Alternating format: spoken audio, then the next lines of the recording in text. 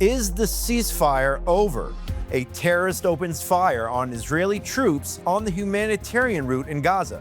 Hours later, 5 senior Hamas leaders are dead. 17 more hunted down in Rafah's tunnels.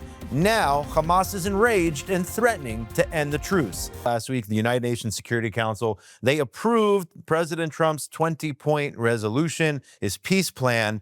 Trump congratulating the world, saying this will go down as one of the biggest approvals in the history of the United Nations, leading to further peace all over the world. Hamas immediately rejects the plan. That's not to say this is a perfect resolution. By and large, this is a very symbolic resolution. It is a resolution on a facade that really doesn't carry much weight because I don't see who is actually going to disarm Hamas. Hamas is not going to disarm itself. The Qataris and the Turks, they don't want to see phase two of this deal because phase two of the deal is the disarmament of Hamas and the demilitarization of the Gaza Strip. So while phase one actually protects Hamas in the short term, phase two calls for basically the elimination of Hamas. Things really heating up down there in Gaza.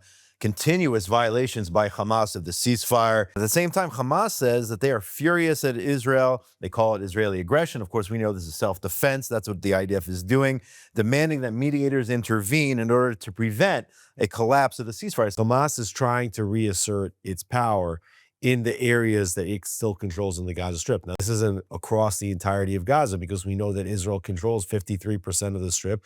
You see Hamas in this cornered position. They're basically like a cornered tiger, right? They're a wounded tiger at that, but they're going to keep lashing out. It would probably be in their best interest to just calm down and to lay low for an extended period and to actually get the IDF forced to pull out by the international community. Trump wants to be seen as the peacemaker, the one that brought this conflict to an end.